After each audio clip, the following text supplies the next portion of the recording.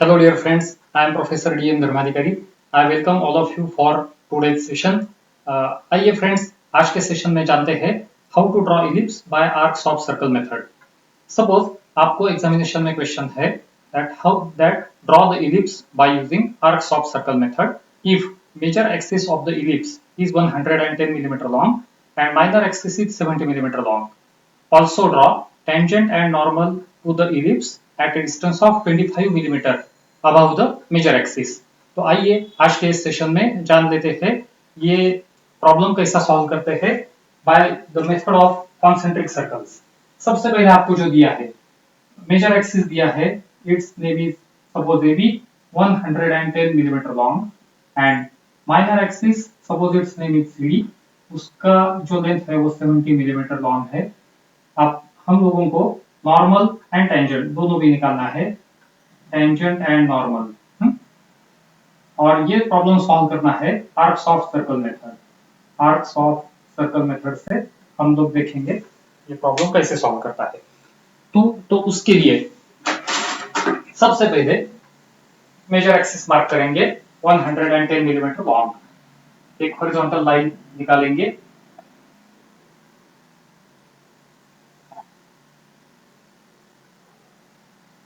One 110 millimetre पे उसका mid point भी इमीडिएट मार्क कर देंगे। इसका नाम A B, mid point is O. Minor axis 70, 35 millimetre above, 35 millimetre below. यह एक पॉइंट, ये दूसरा पॉइंट, ये बहुत ही थिन लाइन चाहिए C D. Of course A B और सी डी दोनों बहुत ही थिन लाइंस चाहिए। इसमें अभी देखिए आर्क्स ऑफ सर्कल मेथड के लिए आप लोगों को कंपास बहुत जरूरी है।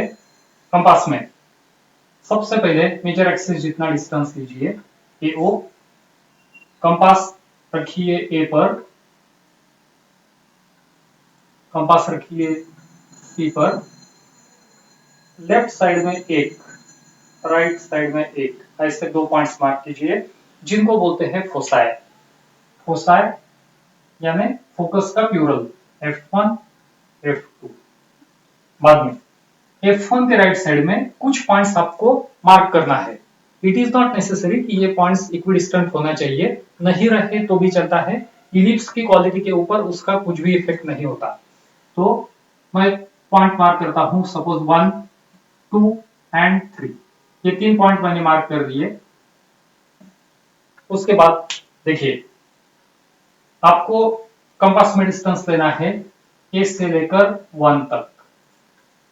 कंपास रखनी है F1 पर, F1 पे कंपास रख के ये बाजू में एक आर्क, ये बाजू में दूसरा आर्क। वही कंपास उठा के आपको रखनी है F2 पर, ये बाजू में एक आर्क और ये बाजू में दूसरा आर्क।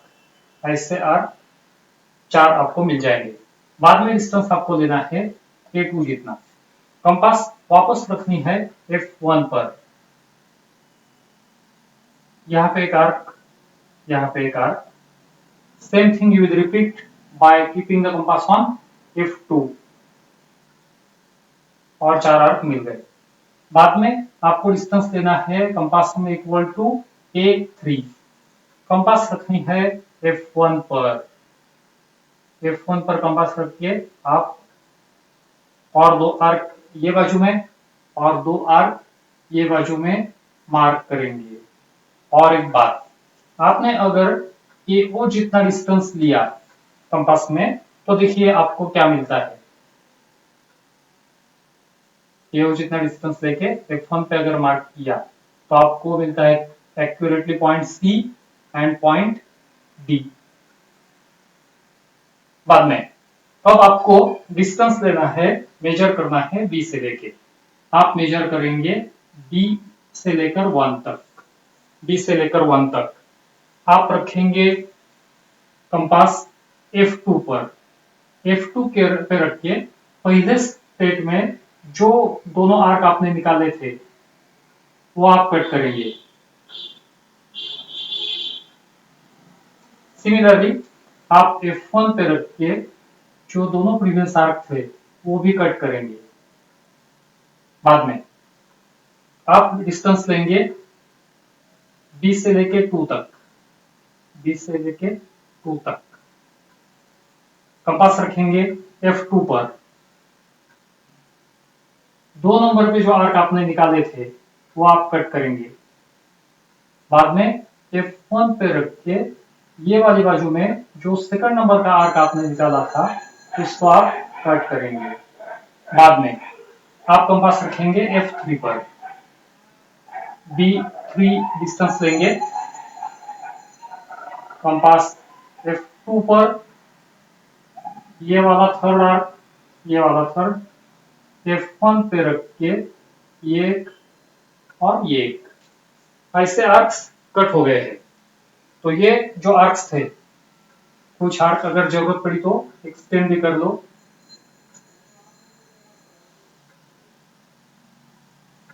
और इसके बाद आप लोगों को ये जो आर्क्स है ये बहुत ही स्मूथ कर्व से जोड़ना है। देखिए, by using A French curve only.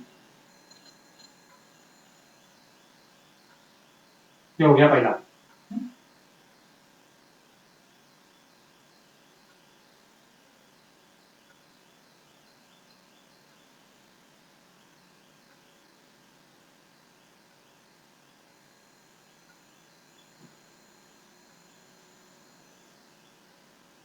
देखिए, इलिप्स इज कंप्लीट।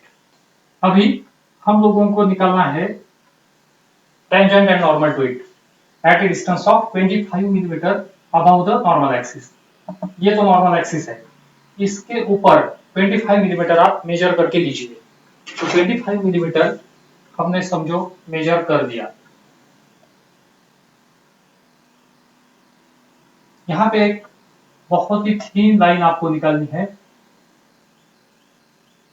और ये पॉइंट आपके लिए इंपॉर्टेंट है, जिसे मैं नेमिंग कर देता हूं M। ये M को जोड़ना है आपको F1 एंड F2 के साथ। देखिए, F1 as well as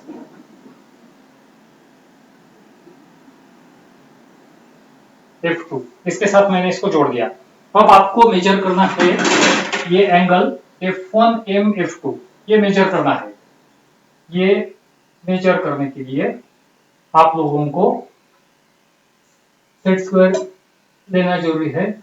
set square लेके आप देखिए ये एंगल कितना आता है, ये और ये। इसका नाम है F1M F2।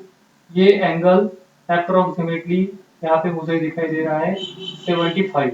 तो इसको बाइसेक्ट करना है आपको, 75 डिवाइड बाय 2 तो 37.5। ये एंगल को बाइसेक्ट करना है।